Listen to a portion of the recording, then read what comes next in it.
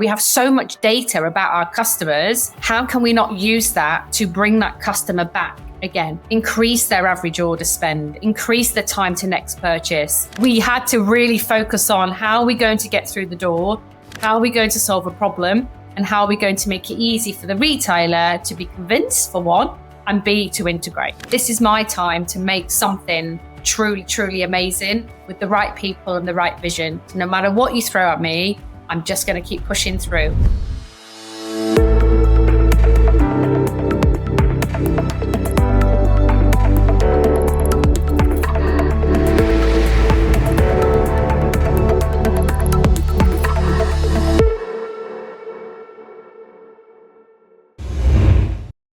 Hi, Rebecca.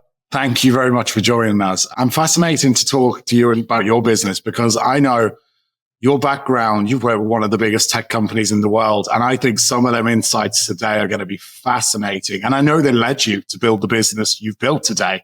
So why don't we start there? Kind of tell me about your journey. Tell me about your background, where you come from and your experience and why you decided to launch your business. And I think it's also important you tell people what your business does. Yeah, so my name is Rebecca Griffiths. So I'm the founder and CEO of Primis. So we are a customer experience post-purchase platform. What is post-purchase? Some people ask, what does it do? What does it mean? Well, we are literally the most emotional part of the journey after the checkout button. So think of it when you're shopping online and you're making that purchase. It's the most emotional part because you've transacted with that brand. You've parted with your dollar. You're waiting for that parcel, whether it's a high value item, it's a next day delivery you need, I don't know, a pair of nappies, or you're needing that item because you want to wear it for the weekend. It's a very emotional part of that journey. And for me, I believe customer experience, it's not I think I need it. It's a want. We need it. We want it. It's not a nice to have anymore. You should have this in the business across any business that you run. And it's something that's been ingrained in me for years. Like, I'm a believer of true customer experience, whether that's going out for dinner, whether that's going into a mall to shop, whether that's buying online. I'm a big believer of CX needs to be across everything these days. And it's 2024, near on 2025. If someone doesn't have a good experience, I'm like, done, not coming back, on to the next. Because there's so much choice. So yeah, it's I'm really excited to kind of dive into that a little bit more about my background and where I've come from and the journey I've been on. And it's been a journey. I'm nowhere near finished yet. Let's call it that. We're just at the top now and we've just got to keep going. You've covered quite a few points there. I'm going to come back to them points later because we are all consumers as well, right? And we know, I can think now of businesses that have done this well and delighted me. I've had text messages today, items are on the way. And others where I'm just randomly thinking, if I forget, I forget I ever purchased it and it will turn up. You know, there are items that we all purchase like this. So I'd say it's easy, sounds easy to do it really well, but a lot of people just do the bare minimum, which is actually bad in today's expectation. And it's probably an intangible thing where you can't really directly track the value it adds to the customers. You might argue against that. I don't know. But we all know you delight the customers. They'll come back. They spend more. They recommend. There's all this unseen stuff, which is a bit of a no-brainer. So let's dig a little bit back before you started this business.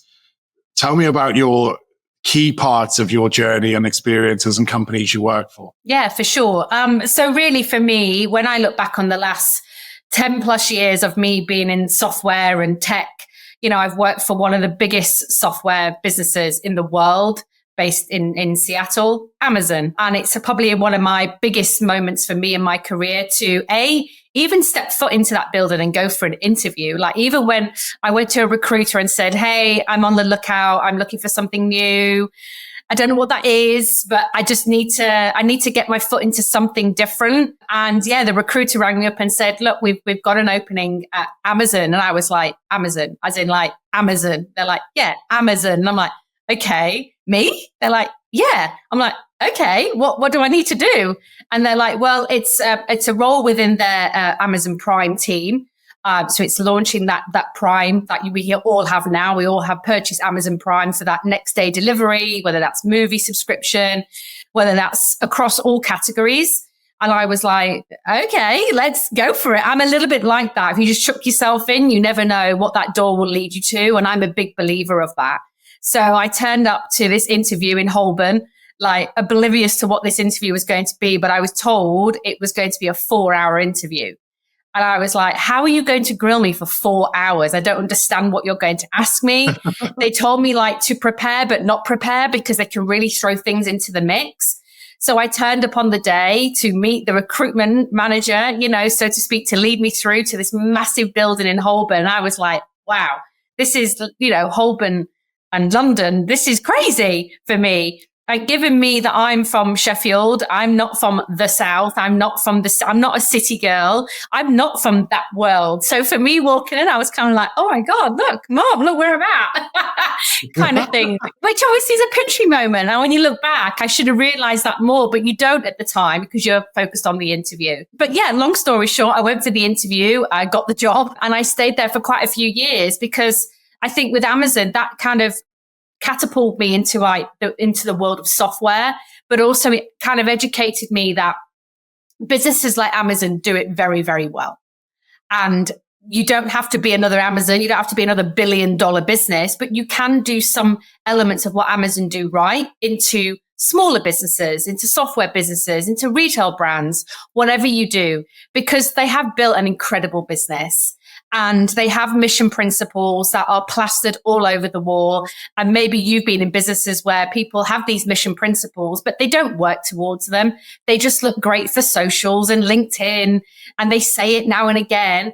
But no, with Amazon, you are ingrained into these mission principles, and there is 12 of them that you are KPI'd on, you are monitored on, you are every day you're working towards a mission that Amazon or Jeff Bezos set years and years ago. And for me, as I moved around into Amazon in different departments, and I was able to work in the US, I was able to work in the UK with them, it gave me an insight into the world of customer experience. And all of us have shopped in Amazon. And I'm sorry, people say, oh, I hate it, they're stealing our business. They're not stealing your business. They just do it very, very well. And whether you are a customer who goes on there for dog food, like me, or you're a customer who goes on there for, I don't know, school uniform because you've missed something for something and you need it next day, it's got that. And it's got everything through the app. The communications are through Amazon. The returns are easy. The customer service is easy. Everything's at the palm of your hand. And then when you look at the world of direct to consumer or e-commerce, it lacks so much still. So for me, I was always like, well, I'm a big believer of Amazon. I think they've got an incredible business. And the one thing about Amazon is they're not afraid to fail, which is really good. I think that was ingrained in me as well from a senior leadership perspective of nothing will always go right, but we want you to try. And we want you to just get out there and launch the product and launch this initiative or launch that service. And if it works, amazing. If it doesn't, well, we move on, try the next and try the next. But one thing they don't do, Amazon, is PowerPoints. Like, I loved not working in a business that did not do PowerPoints. They don't believe in them. They don't like them. It's not a PowerPoint business. It's if you want to do something, you write it on a one-pager and you send it to your senior leaders and you say, hey, I think we should launch this. Okay, write it on a one-pager and then deliver it to your senior leadership team. If we all agree, then we launch it. If we don't agree, move on. Like, we're not going to waste time. So for me, when I then moved into other businesses and they go, oh, put a PowerPoint together, I'm like, oh my God, I hate PowerPoint. I don't want to do this. This is so pointless. So again, they ingrained that into me of speed to execution, failure, push through that failure. If it doesn't go right, push through it. The next one will. And if the next one doesn't, the next one will. And a lot of that I've brought into the world of entrepreneurial, startup, Primis. And my personality, I'm very much, we've got to try these things. If we don't know, we'll never know. So yeah, I look back on my time very, very fondly when I look at Amazon and then where I've taken my career and my insights into other startup businesses to then obviously creating Primis in 2020. There's a lot of fascinating insights there. So you answered my questions, a lot of them on that one answer, to be honest, but I'm definitely going to dig a little bit deeper. The mission statement thing's really, I'd say, important because yes, you create, some startups don't have them. They fine, it's not their culture.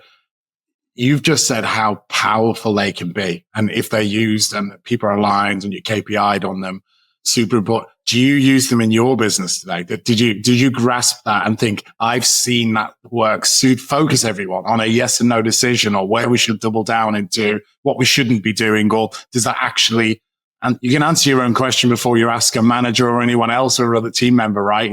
So I don't know, which did you take some directly? Like some of the points which are good fundamentals? Yeah, I think I took 2 away from me and I bring them into the business, not every day, but the main one is customer obsession.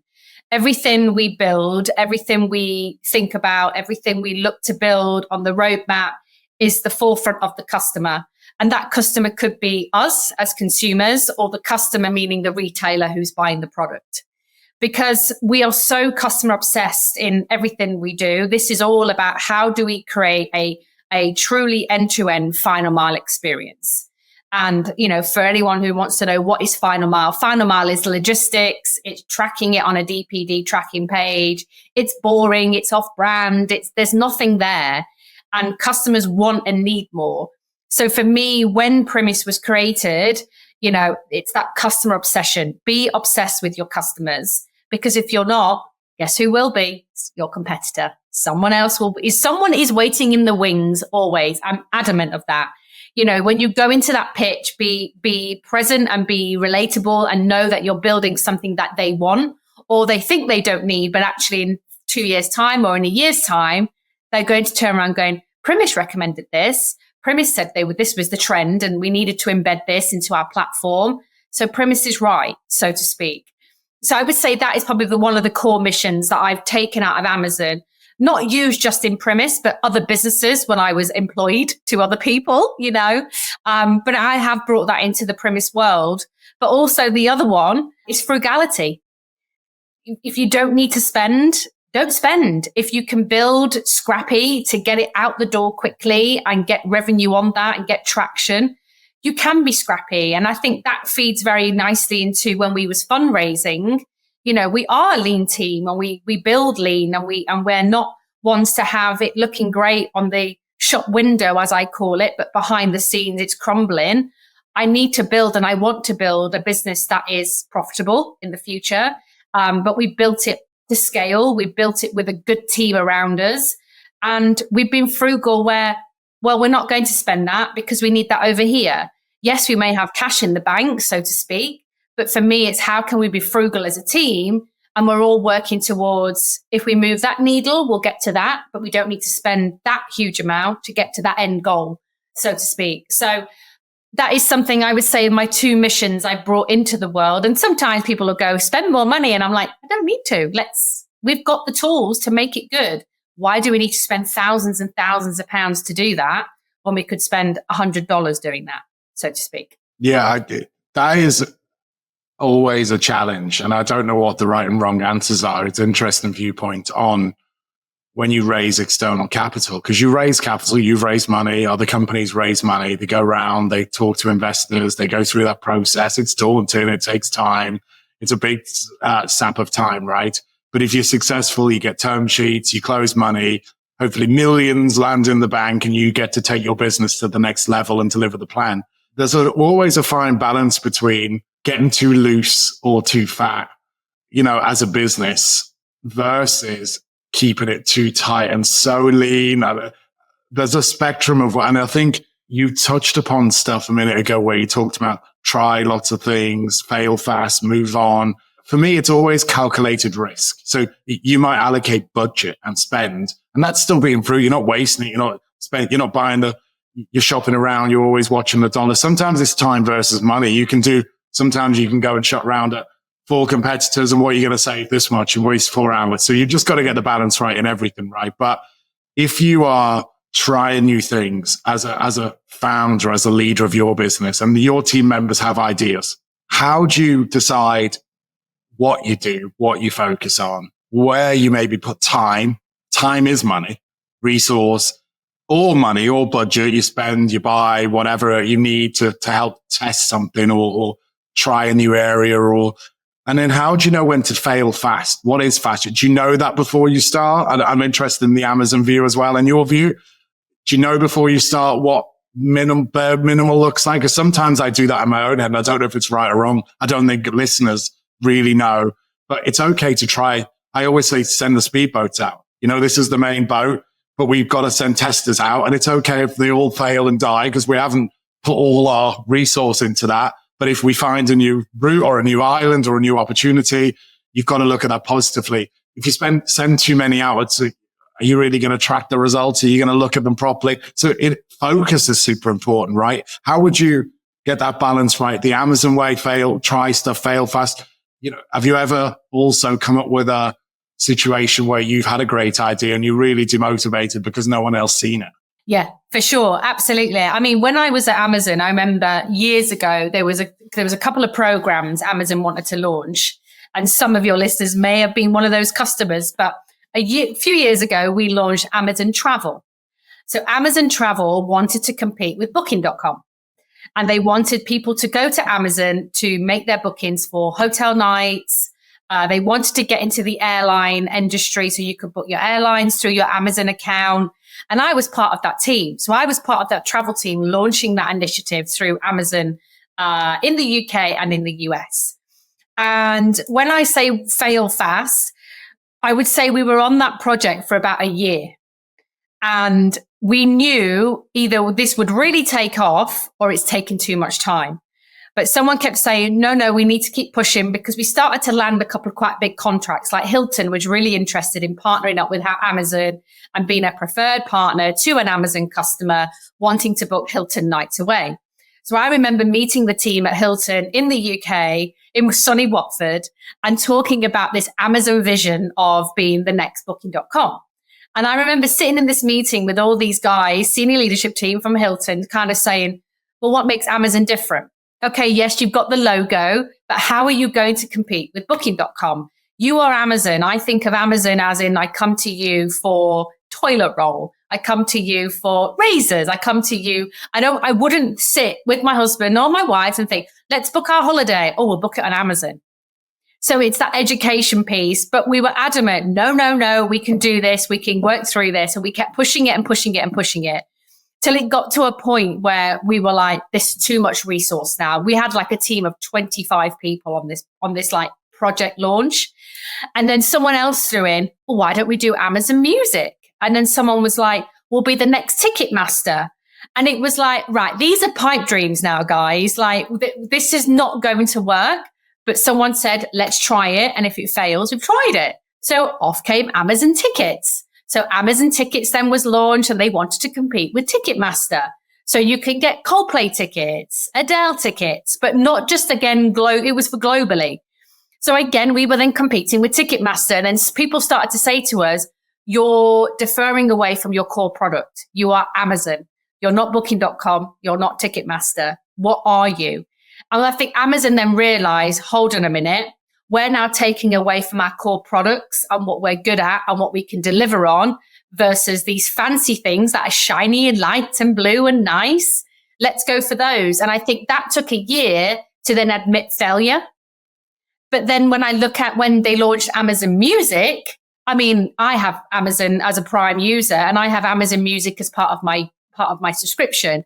They've done that right. So they failed twice, but they gained one good thing. And those were the three products that I look at back years ago, where it was Amazon Travel, Amazon Tickets, Amazon Music. And they all thought all three of them was going to be the multi-billion-dollar turn business. And it turned out Amazon Tickets went, Amazon Travel went, Amazon Music survived. So they did a redundancy. So they got rid of people. I then moved into AWS. So I then moved into the software side of the business. And yeah, it was a story to go, but we tried it, but it failed. But with Amazon, it was a bucket full of cash. You had a lot of money. In startup land, you don't have a lot of money and you've got to fail quicker, I think. And we failed a few times on our journey, but we've had to pivot. We've had to go different angles because in the early stages, it is survival mode. But Amazon was put some more money in. And then it was someone who was like, we've wasted a lot of money now. We need to draw a line on this and move forward. The boldest person in the room is that person, right? To know when the time is done or how long are we going to push this for? I think I shared a meme at the weekend, which was like, this is the point you give up, and then this is the point when it takes off. So you've always got the hope that it's about to catch, right? But 1 in 3 on them, if they're genuine examples, 1 in 3 is a win. I don't know. We put X cost even on Amazon's size and scale of the losers, and I'm sure the winner's worth more, right? So exactly, they've won. If with all failures, well, at least you tried, right? So exactly. Same mindset for a small business. You're right, different budgets, but you can still trial. If you have that kind of win rate, you've got innovation right there. And it's funny because the same pushback reasons why you can't beat tickets and you can't beat travel. Well, but you could be music, but doesn't make much sense to me. So exactly. Some things stick and some things don't. You either do it all and you be everything, Amazon of everything, or you don't do anything, you just do online e-commerce. So it's funny because they do other things. You mentioned AWS. If they wouldn't have trialed, someone said, that's not your business, you shouldn't go there. It's a huge part of their business right now, right? So I also challenge anyone that says that's not your business, because you never know until you try. Logic might tell you that doesn't make perfect sense, but I'm sure some of the biggest successes in the world have been by just doing something a little bit crazy or different, or going somewhere on that route. Exactly. Let's dig into your business now. So it's a very data-driven business, right? You have to really make this last mile and after purchase whole process of the customer service better. It must be super data-led. So how do you use that data in the most effective way while also being sensitive to, privacy concerns and whatever that you get in this industry? And I'm sure retailers sit in both camps. They want to provide the value. They're also sensitive to what consumers are comfortable with. Absolutely that. Our platform is very data driven. And that was always the core element of the MVP. How can we as the data, the software, provide you, the retailer, further insights into your customers? Because at the moment, these businesses, and everybody is guilty of them, you've got the businesses focusing at the top of the funnel, which is their marketing spend, SEO, PPC, get the adverts out, social media, TikTok, whatever, influencers. They're very happy at throwing all of that money out the door to get that sale in. Then the sale comes in and it goes down that nice, sexy little funnel, and it gets smaller and smaller and smaller. Then they look at it as their CAC. Okay, this customer's come for the first time and made £100 purchase, but it's cost us £125 to actually get this customer, because normally they shop with, let's say, Net-a-Porter. So we've acquired this customer to come in. Then it gets to the end of the bucket where it's then, okay, I now want to buy this dress. So I'm now going to hand over my credit card details, but you now have to tell me everything about my delivery, because I'm sitting in New York and I know that it's been delivered from London. So there is now multiple touch points, manual touch points that I'm now going to go through. But the customer sitting in New York doesn't know that. They just know I've just handed you £1,000. You need to make me feel, A, that I've got a white glove experience. This is better than me going into the store in, let's say, Manhattan versus me shopping it on the e-com store. So for us now, we're bringing that data in from the moment they've just entered the checkout to the moment that they've received that first initial order confirmation email, which is where you've gained trust with them. You've got them. They're in the palm of your hands. And what these brands then do is, okay, lovely. DHL will now just take over that. Thanks, DHL. You're our supplier. Off you go. And sorry, if anything goes wrong, you probably just need to speak to DHL. Sorry about that. And then brands are going, oh, how are we not bringing the customers back? Or how are we not increasing their average spend? And then you're sitting there and you're going, well, let's walk through your current now and let's walk through your future. And they'll sit there and go, oh, well, our net promoter score is not great and our customer service calls are going through the roof, and we only have 3 customer service agents and all they do all day is answer Whismo queries. Okay. Now let's look at this element, because that is the fire that we need to put out immediately. And then that's when I'll say to them, well, how many customer service agents do you have? I have 3 full-time. Okay. Well, on average, I kind of know what that salary looks like. Are you aware that every time me as a consumer interacts with you as a brand about my order, it's between £4 to £6 per touch point? And if I have to interact with you twice, you've paid £12 just to go, where is my order? And you're checking on a dashboard, then to come back to the customer, then there's a lag, time zone, it all adds up. And if a customer's sitting in New York waiting for that parcel, they want instant communication in real time, local language, local currency, all within the palm of their hand on the mobile. Who does that well? Amazon. So how do we bring all of that into the world, into an e-com business, and say our technology doesn't enable you to reduce WSMO, but it gives you clarity on your carriers that you're using and your shipping and your SLAs. It's giving your customer service team more tools that they can access quicker, easier, without having to log on to DHL, DPD, all the wonderful carriers we all know, love and hate. So you don't need to do that anymore. Then you've got supply chain who need to know, why is this parcel being delayed from the warehouse? Why is it taking so long? Well, here's why. So we're providing multiple touch points across multiple businesses, and then asking the retailer, you just come to one dashboard, one login, and you access it per department. So if you just need e-com from a customer perspective, then e-com get access just to e-com. Or you want the CEO to have access to all of the business units to look at every touch point globally, then we can give you access to the dashboard across all admin portals. So for me, it's about how can we provide, we have so much data about our customers in that final mile, in that most emotional part. How can we not use that to bring that customer back again, increase their average order spend, increase the time to next purchase, decrease returns? Like, let's communicate with them. So returns don't have to be 40% per annum. They could be 25, maybe 30. Everybody wants to build a profitable business and not have unnecessary cost. So our platform is allowing these retailers to go, right, how can I look at Primis, integrate that into my ERP system, into my warehouse management, into my Shopify Plus account, and I have a single dashboard that I just log into every day, and you give me everything I need to know.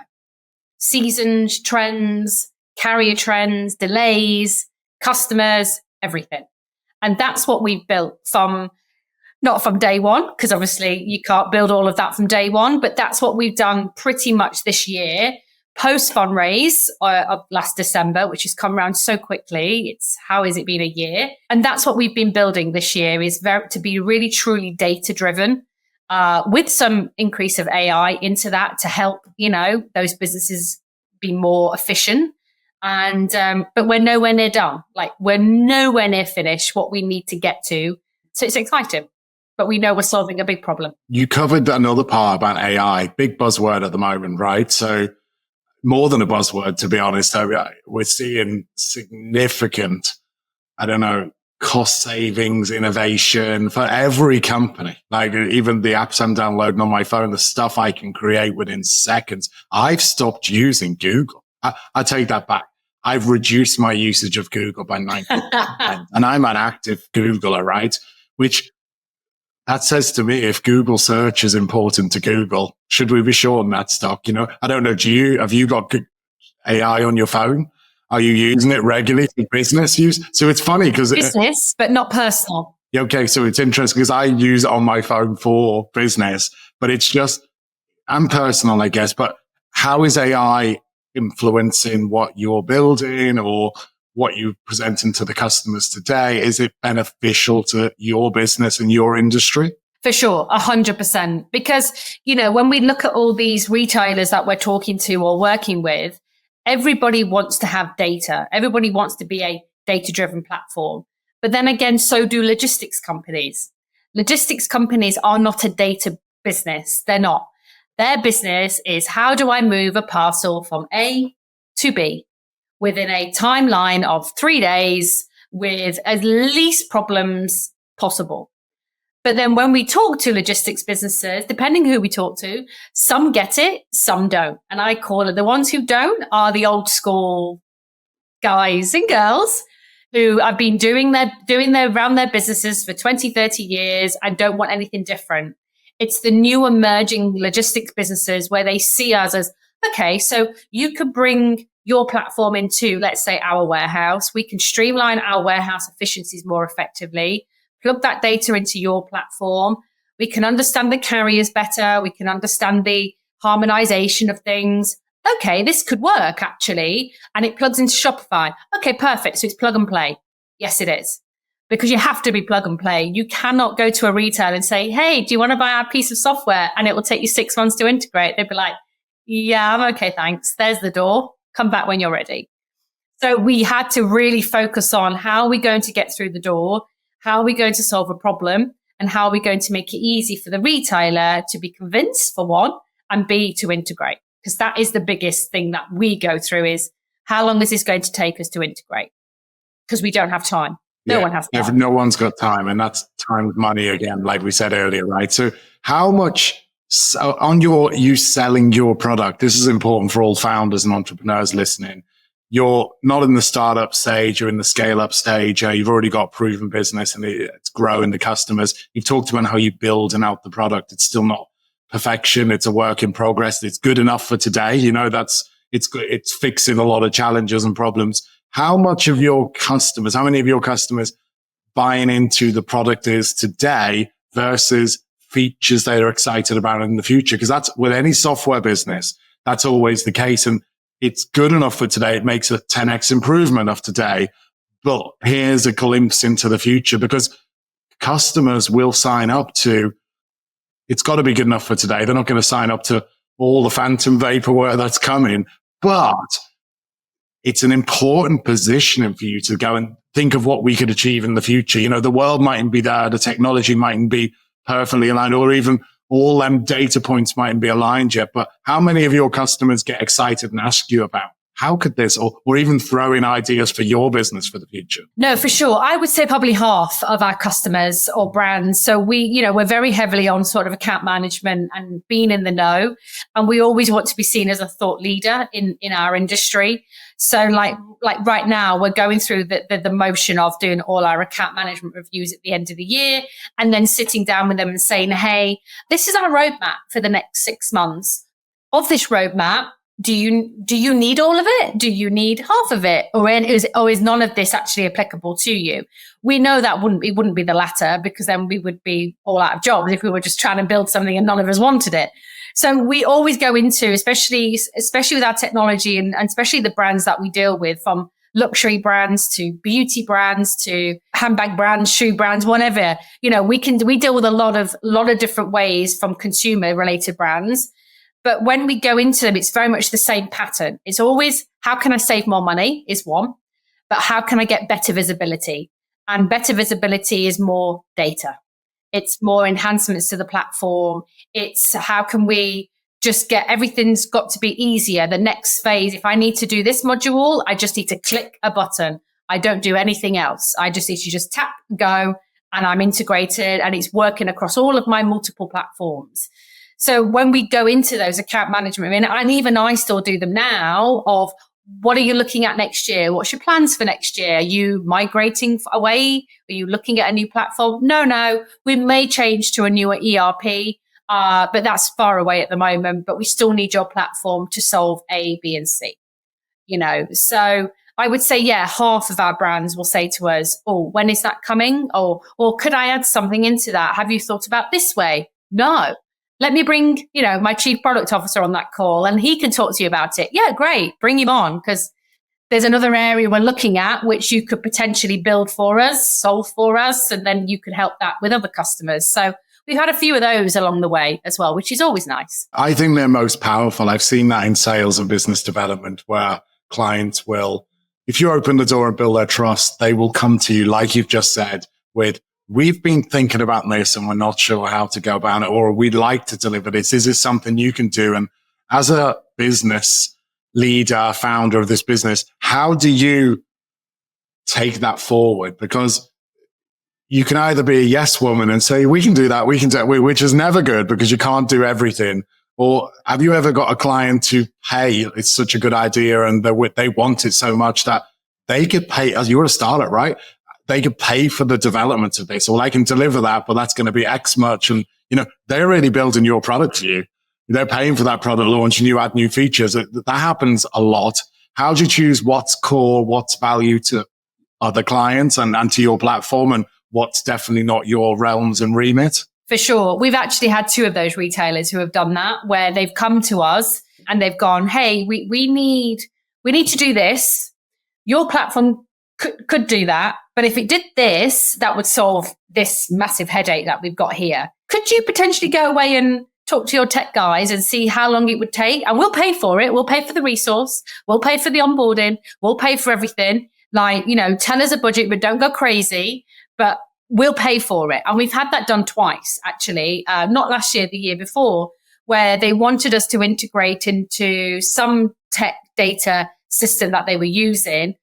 But then they were like, hold on, and then we've got 2 platforms, not the same thing, but could be. But why don't we just migrate them together? And then, then it can work for customer service. It can work for e-com. It can work for merchandise. And we were like, okay, how long, when do you need this by? Of course, everybody says, well, like tomorrow would be great. And you're like, yeah, not possible. So, but me, I'm like, yeah, of course we can. I mean, we can work through the night and launch it. Not a bother. But realistically, it would be, well, no, when do you need it by? Well, we'd love to have it before peak. Okay, great. So we're in August. We could have it done by the end of September, and it's going to cost you X, and you're going to have a dedicated engineer from our team to build you that. Can we sign off on this? And we've used that before, and it works really, really well. I think for us, what stands us apart from our competitors, and also just being in the world of what we do now, is we are very customer centric. So we really want to get under the bonnet of their pain. We want you to come to us. I have a headache. I need you to solve it, and I need you to be my long-term partner. And I think we really do that very, very well. I think sometimes we can say, oh, we'll do everything for you. And there has to be a time where we go, actually, we can't do that right now. That's a distraction. But let's just do this bit and we'll come back to that in 6 months. Of course, in a startup, you want to do it all because you're like, I'll do it all. It's impossible, right? So focus, right? And we have done that. We've been guilty of doing that. I'm not going to say we haven't. We have. I think it's a learning curve, right? You've got it. You sometimes, what they're saying, you bite off more than you can chew, right? And then it's how you can go back with the tail in between your legs. And you never want that as a bad customer or relationship, right? Leading us right on to leadership. So this is a more generic question about your business kind of experience, operational. Like, can you think of one big example of a leadership challenge or challenges you've had? It's not a leadership challenge. It's challenges you've had as leadership within your business and how you would navigate through it. Can you think of anything like, I think I can think of lots, right? All the time. So, even last week I had 2 challenges. Monday was a tough day, right? And by Tuesday morning, we were going places. And by Wednesday, things fell into place. And we even had someone starting the business today, right? There you go. I didn't expect it to turn around that quick, right? Sometimes it falls in your favor. Any examples that come front to your mind? Like real challenges? No, for sure. I mean, look, leadership is such a tough one. And it's one of those things where I've been in some leadership roles, but I've also had good leaders and I've had terrible leaders. And I've always gone with, well, don't do what the terrible leader does. Lean towards the good leaders. I think for me, given that we are a business as well that is split between 2 countries, we have a team in the UK and then we have all of our product and tech all based in Cape Town. And that's where we just built the MVP. And obviously I can't go to Cape Town all the time. It's not hop on a flight and you're there in an hour. It's 12 hours away. So for me, I think from my leadership perspective, I think I have so much vision and ideas in my head that just bubble away all day, every day.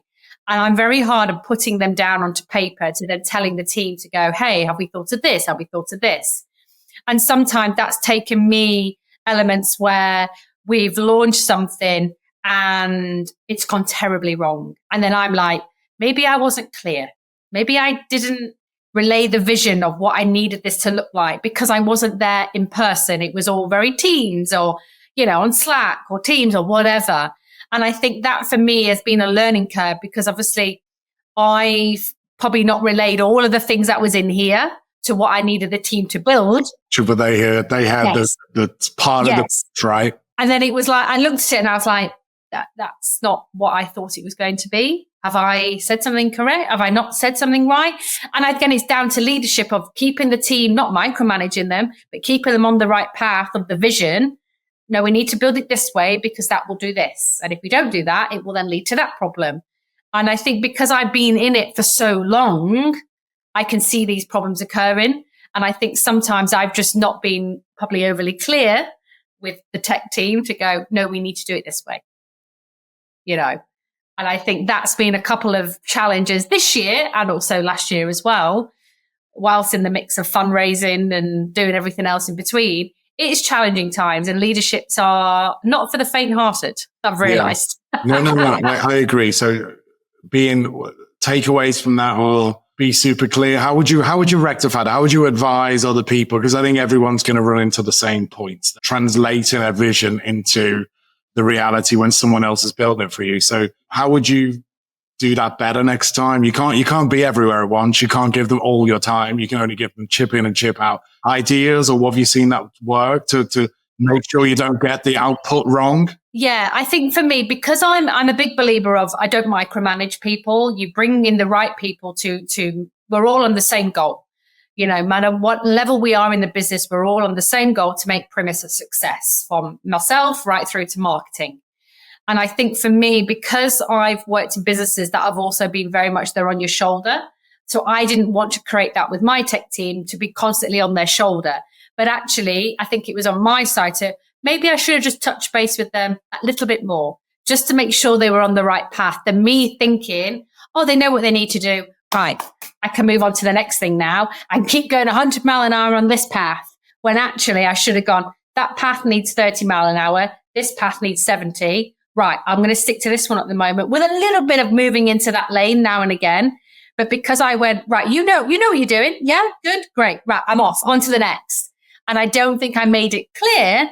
And now I've realized that and learned that to go, right, next time, probably just check in now and again on those different milestones. They've gone too far in the wrong direction to use that. And it's not you micromanaging. You just want to make sure, because it's soul destroying. If they build something the founder doesn't want, they're like, oh. Yeah, they feel demotivated. They've wasted their time and resource as well. Everyone wants to deliver quality and good work, right? Exactly. Okay, I think everyone suffers from this, by the way. So it's how to get it. And you said the right words. You're conscious you don't want to be micromanager, because that's also terrible time waste for a leader, right? So checking in is healthy, and if you check in and you check out really quickly because they're on it and it's exactly as you think it's going, as you expected, but it's probably easier to steer, the ship or the car, whatever we just talked about, along the way than getting to the final destination, which seems to be quite way off. It's hard to reverse that. So, okay, good insight there. Okay, scaling, right? So you've scaled your business. How many people are you now? 12. So you're 12 people. It's come from very small beginnings. 12 people. You're winning bigger clients all the time. You're scaling to bigger clients. Challenges with scaling. How have you overcome it? Any lessons learned along the way? I think for me, my biggest challenge this year is letting go of things. Because I've been in the business since literally day dot, I know now I have to delegate to people for us all to be successful. And that's one thing I would say the last few months I've had to learn to go, I can't do this anymore. I'm handing it to you to see this project through. I'm in the background, but I need to focus on the next phase of the company. I need to focus on A, B, and C. I can't be in the detail of that anymore because it's not gaining me anything. I'm just being nosy, or I just want to be part of it. And I can't be part of absolutely everything of a business. And I think that's probably been one of my biggest challenge, me personally, as the team has grown. Different personalities, for one. Everyone's different. That's always a challenge. Time zones have never really been a big issue for us because of Cape Town. We're all very much together virtually on Teams and all hands and everything like that. But I would say for me, I've had to learn to go, right, I've won that account. I'm putting you onto it to on board. If you need anything, let me know. But if you come across a problem, you need to solve it yourself. I cannot be your problem solver anymore. And that is me. That's my nature. I am a problem solver. I see a problem. I need to solve it for you and everyone. I don't want anyone having sleepless nights and worrying about it. I will take it on. I will worry about it. And I will be the one waking up at 3 a.m. of a morning worrying. I don't need you to do that. But actually, sometimes you've got to go. You can't do that all the time, right? Yeah. Can't do that problem. I know what I would do. Right? Amazon couldn't have done that. I bet that was Jeff on day one, but it's definitely not him now, right? Yeah, absolutely. But I just want to help. I want to solve the problem. Because then if I solve the problem, I've got the happy customer. If I've got a happy customer, I've got a happy team. But that's not real life. There's going to be customers screaming at us. And we've had a couple, not scream, but this is not working. I'll figure it out. It's software. It's going to break sometimes. Bear with us. And we fix it. Oh, thank you for that. And everything's wonderful. But sometimes I see things where I'm like, solve it.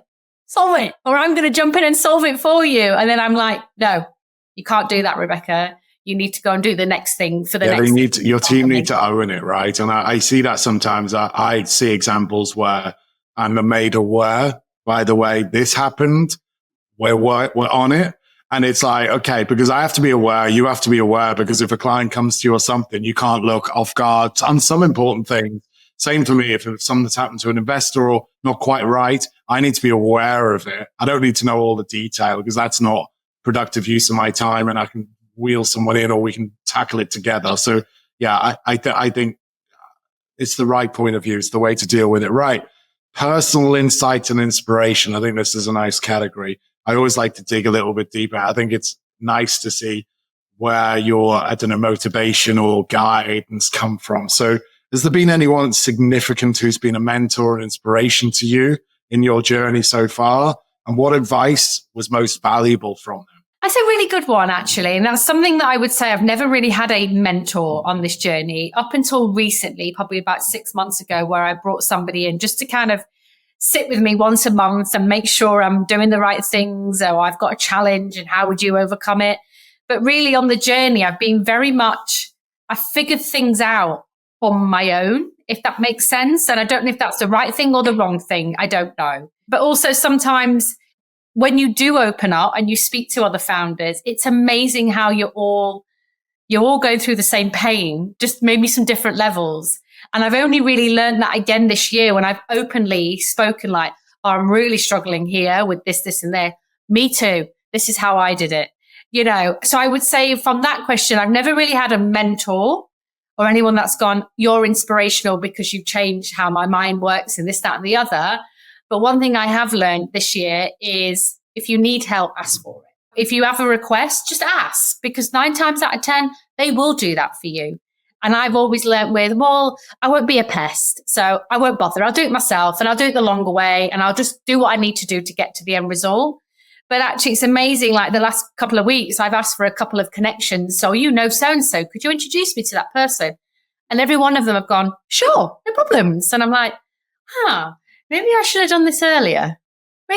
Maybe not. I don't know. You know what I mean? And it's only because it was off the back of a trip that went to New York, and I sat with 2 founders, 2 very different businesses. And they said, Rebecca, if you don't ask, you'll never get it.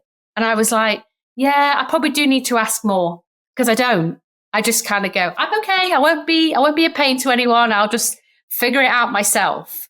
But actually, I've learned by talking to other founders and CEOs across different businesses and different sizes that everyone has gone through these struggles. And actually, you've got to just learn to put your hand up and go, hey, can I have some help? Over here, please. I don't have my shit together. Everyone's willing to help, right? Everyone's willing to help. I think, I don't know, I feel like you have like a credit system. If someone asks too much for all the time, you just can't give them that much time. Like, no one's invincible, right? But if someone's asking just for quality things occasionally, and it's a 2-way thing. If someone asks you for help, you give them that vital, point them in the right direction. It's a kind of collaboration. It's a bit of a win-win. It's the way the cycle works, right? Biggest challenges for women in tech. This is an interesting category, right? How do you think it's changing? So, obviously, female founder, solo founder, all of these things that you've just described. So have you found it more difficult, or you don't know what the other side looked like, I guess, but has it been difficult being a woman in tech, or Have you seen it as an advantage? What about fundraising? Like, give me your view on the world that you see. Yeah, no, for sure. And I'm 50-50 on this, and I'll give you the true raw self of how I feel on this one. I think in the industry that I'm in, because I work very closely in logistics, it's been a tough side on that part because it's been an educational piece of, as I call them, old school dinos who have been in this industry for 30 plus years. They're all well connected. They all do their deals together. And then we come along, or let's say I come along, female founder in tech, in software, in a very male orientated space for one. Like all my competitors are all co-founders, all male co-founders. And then there's me completely on my own, kind of going, hey, I want the seat at the table and I want to be part of the discussion. So I think that has been a challenge for me from really day dot to now. And I think it still will continue to be a challenge. And for me, on the other side is I do think we are making that change. I don't think we'll ever see a massive change in the next 10, 15, 20 years personally. But I would love that us female founders like myself and many others are making that change for the next big generation of young women who are in school now and look up to women like us going, well, if they can do it, I can do it. And I think it's something that I'm a big believer of is female entrepreneurship. It's because I just think there's so many wonderful women out there in business, whether they're employed or in founders, co-founders or C-suite, that they need to be heard more personally. And I think we are making that change, but it's just slowly we're making that change. In the likes of VC, you know this from your side of the fence, there's more women coming to the table now with ideas and businesses that are, solo founders or co-founder women, but there's women CEOs and they're like, I deserve to be here. I deserve that check. I deserve to be the next, Jeff Bezos, but as a woman type thing. And I think it's a very powerful thing. Yeah, I do. I think it's a really powerful thing. And I do believe there's so many programs now and initiatives that are working well. I just come back from the Department of Business and Trade Women in Tech for North America. And I was in a room of 7 women who were inspiring. There was no ego. There was no, look at me. I drive this. I do this. There was none of that. It was, I built a business. I'm 7 years into it. I have a co-founder, but I'm the CEO. I'm the ideas. I'm the vision of this business. And how can I help you? Like, who do you need a connection to? And I found that so inspiring versus going to other places where it's very much, no, they're my contacts. You need to go out and work your rounds and do what I did 30 years ago. And you're like, don't work like that anymore. Do you think that's a specific female trait, like collaborative and helpful versus the opposite? Is that what you've just touched upon? No, it's a mixture. As I say, I have this love-hate thing with being female founder because some people say to me, you've got to work it. You're a female founder and you've just got to, if you go on a program because it says female tech founders and you win that program or you get awarded or whatever on these programs, run with it. And then the other side of me is like, why does this program have to say women in tech? It doesn't matter, right? Why can't it just be tech? Why can't it just be, I don't know, we're looking for the 10 best startups in the UK, whether you're a man or a woman. Yeah, you don't want to be segmented, right? No, but like my husband will go, sometimes, Rebecca, you've got to run with it. And if you get part of that program because you're a female tech, then you ride with it. And I'm like, okay.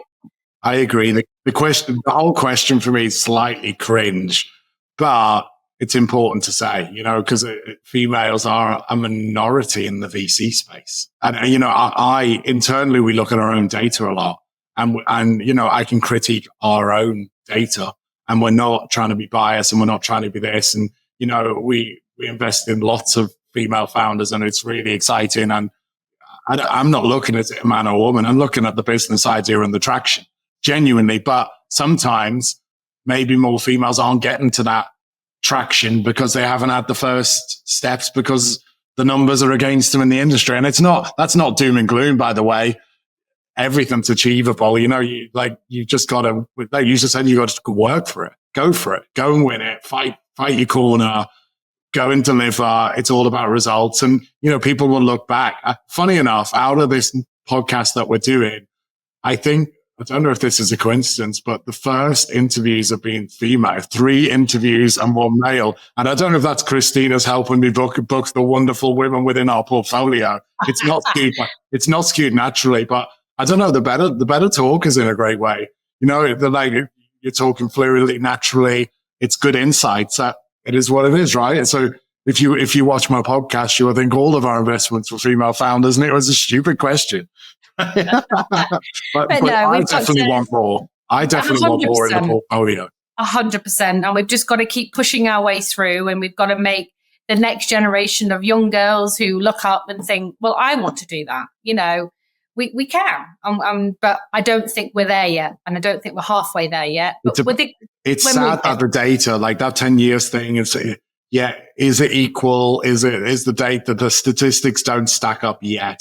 But are we open for business? Yes. I'm talking about us as a VC, the UK as a tech ecosystem, startup ecosystem. There's definitely not closed doors. You may find some areas harder, I think is what I'm hearing you say, but persevere, actually turn that into a motivator, drive harder. When you win, you're like, I don't know, the gratification's twice as much, right? Because actually I got there through the grit and the sheer. Even when you win let's say you just talked a very male dominated industry. When you win a client, it must feel bloody good, no? 100%. Or when you win a client away and who was the competitor, and then you look at it and you're like, oh, I just think, I think women sometimes just get shit done. We just get stuff done. You can multitask. I'm told guys can't. Get it done. Just, if you want to do something, follow up then, deliver on what you've said, deliver on your promise, and you'll build that trust. And I work with some incredible women in our customer portfolio who are senior leaders who just get stuff done. And I'm like, of course, I've met some incredible men in leaderships, and I'm not absolutely saying that. I'm not at all. But yeah, there's still a stigma around female women, female investment, and whether that's co-founder, solo founder, whatever it is. It's there's still a long way to go, but I want to make the change. I may not even make a dent in the change, but I would look to, in the next 10, 20, 30 years, when I'm sat and I'm not doing this ever again, and I look back on this journey and I stumble across someone who said, oh, I'm inspired by your journey and you made me go off and do this. That to me is like, watch the podcast, hopefully. You set them up. Yeah, no, 100%. I would love someone to come up to me in 30 years' time and say, you're the inspiration of why I did this. And I've watched your journey. And I'd be like, thank you. And how can I help you? How can I be help to you in any way? Tell me. Very good, very good. A lot of it's around personality, right? And I don't know, traits as an individual, and whether that's male, female, it doesn't really matter. But running a business, we mentioned leadership. There's different styles, right? And you get people to join your company over other people. You get them to work really hard, deliver to their missions that we talked about at the very beginning. That's leadership. It doesn't matter if it's male or female, but the pros and cons of each. We won't go into any of them. They may be the same. You can have the same empathy and all of the above, but I don't know. Data shows females are more empathetic, I would say, right? And that's super important when you're working with people. You get them to trust you. You get them to build rapport, maybe with customers as well, So there's pros and cons for both. And I think women can build great businesses, and the more breakout successes we can see, big businesses, or this is why you're on today's episode. I want to show that this business is going places, and in a year or two's time, we'll be talking and laughing about the little things we were talking about, and we'll joke about the team of 12 because it'll be a team of 120, or maybe it won't because you're so frugal, and it'll still be a team of 12 doing tens of millions. It's all good. Who knows? So some closing thoughts. What advice, or what key advice would you give to young entrepreneurs in today's market? Like, we've just literally gone from you want to inspire and you want to see people. We all do. That's why part of the reason we're doing this today. What advice would you give them in today's market? Like, I actually published something on LinkedIn today saying, what are you waiting for?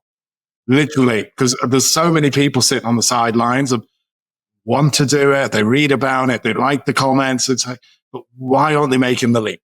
For me personally, is believe in yourself and believe, if your product that you're wanting to take to market, whether it's an MVP or, you're looking to start that fundraising journey and you're scared of the unknown, you've got to take the leap of faith and have faith that it will work out. It may not work out how you want it to be. If someone said to me what you thought of the business now to what you thought it was 4 years ago, it's changed completely. But I've had to trust in myself that I'm making the right steps to the right future for the business. And you've got to just take that leap of faith and push through the hard times, because I've had many hard times recently, previously, a year ago, whatever, and I look back on that journey, and you've just got to push through those hard times to know you're doing something for the good, and something you want in life never comes easy.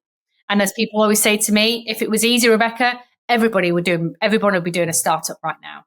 And it's not. And it's probably the most challenging, yet rewarding, yet very odd feeling I've ever been through in my entire life. It's so weird. And I don't think anyone will ever fully understand how I feel towards the company and what we're doing and the team and the people and the customers and the problems and the stress and the late nights. No one will ever feel that unless you are in it every single day. Can you describe them words? Just a few. Throw out a few word clouds on the spot now of that feeling. Well, what is it? What is that? I think it's the feeling of I've got this in my belly of it's my turn for success is one. I've built my steps to be at this position right now. Like I deserve to be here right now, whether people think it or don't. You've done a lot of the legwork, right? All the hidden stuff that no one sees, right? Yeah. And, I've not had a holiday for years. I've jeopardized all of that. I've not been able to be places where I want to be for family reasons because I can't, because of the business. Because this word I use a lot, sacrifice. Yeah, I've sacrificed a hell of a lot. I've sacrificed a full-time job. I've sacrificed a salary for nearly 3 years. I only took a salary post-investment from you guys in December, my first ever salary from the business for 3 years. And I just made sure I was just paid a little bit, peanuts, just to tick things over. But I had to give up things. But I gave up things because I knew they're materialistic for the bigger picture. And everything I'm doing now is for the future of me and my family, and for my little one to look back in years to go, my mommy did that. Look at my mommy built that company. And he'll never know the sacrifices I've had to do behind the scenes. I'm very good at hiding. Day out, right? The late nights, the crazy. It's the late nights. It's the times when you really give up. Yeah, it's the fundraising. It's the post fundraising. It's the high, and then it's the reality of shit. Things need to get done now. I've got to hire. I've got to build. I've got to grow. I've got to show investors that we are good. When we were showing you at the honeymoon stage, this is good. You backed the right horse. So it's that constant, it's that merry-go-round that you never ever get off, but it changes. But I think for me, it's that fire in my belly that I'm like, this is my time to make something truly, truly amazing in this industry with the right people and the right vision. And no matter what you throw at me, I'm just going to keep pushing through. And maybe some days I don't want to do it, but I've got to put on my face and just move forward and just push through that pain sometimes for that reward to come. Because I know we're nowhere near yet. It's a 10-year process and we're not even at the halfway point. You're on the journey, but there's still, you look back and you've come very far. You look ahead and there's tons still to go, right? Yeah, 100%. Is that daunting? Yeah, 100%. Because sometimes I'm not one to kind of go, Rebecca, look at what you've achieved this year. Like this year is our best year yet of the business. But I'm like, no, we could still do better. Or a scratch compared to my size of ambition. We haven't onboarded that person, or we didn't get that retailer live, or that's now been pushed into the new year. But the team are going, but they're signed. We're going to work with them. Like they're coming. Like you've managed to secure this particular retailer from that competitor. Like you should be proud. Or we're now in the commercial stage with one of the biggest luxury brands globally. That's just come out of a cold call email. We should be proud of that they're now going, yeah, actually, I do want to get to some letter of intent with you, Primis, because you've got a really good piece of technology. And then there's times you're like, wow, okay, we are onto something, but we're still not at that milestone. But I've realized it's the next milestone is then a bigger milestone and then a bigger milestone. It never ends, right? That's it never not good ends. as well. No. What drives you in these points? Is there elements of pride? Is there elements of gratification? Like what gives you that? You said the fire in your belly. I think that's the drive. on the journey, daily, weekly, monthly, yearly, is there any point in time when you go, does it feel good? Because all this, we just talked about the stress, the strain, the risk, the sacrifices. They're all pretty tough things. Like, and I don't use that word loosely. It's sacrifice, miserable, or it's not like, that's not what I mean. It's any true founder who's being honest. I think being a founder, literally VC back, normally you're putting your all into it. Time, your body, your energy, like your brain, like you've got your family person, your partner, all that can be at risk of being neglected or damaged, or, and I'm not being super negative, but I've seen so many founders come in and out of relationships during their journey because of the dedication. And that's sad, but you've got to grow together and you need the support and all of the above. But what gives you that, I don't know, on the way? Because I'm talking about the tough times.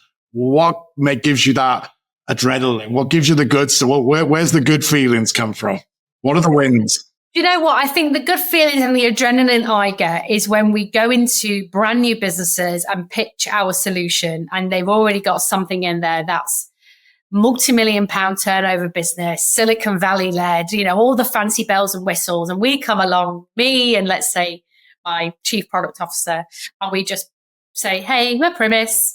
We'd love to talk to you about X, Y, and Z. And they sit there and go, yeah, I love this. Like, how do we get this working? What do we do?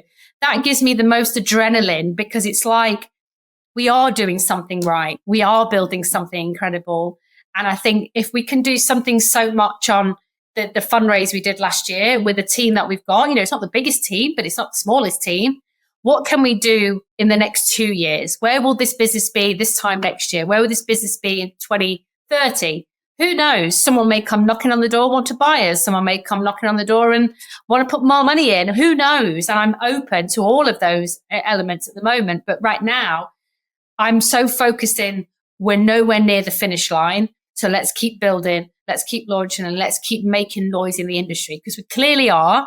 And we're being talked about in many ways. So how do we double down on that now and really show the world you can build an incredible business from literally putting some personal cash in and just going on a hope and a win and a dream that it's going to happen. And 4 years in, it's happening. And our journey has nowhere near taken off yet. We're just at that, the rocket stage. We're still building the fuel around it. But it hasn't taken off just yet. Very good. Do you know what? You've completed this session on a perfect high there. That was exactly the feeling I was trying to describe. So you nailed it. Thank you. Thank you, Rebecca. Really good to talk to you. Thank you, Mark. Appreciate it. Thank you. Yeah.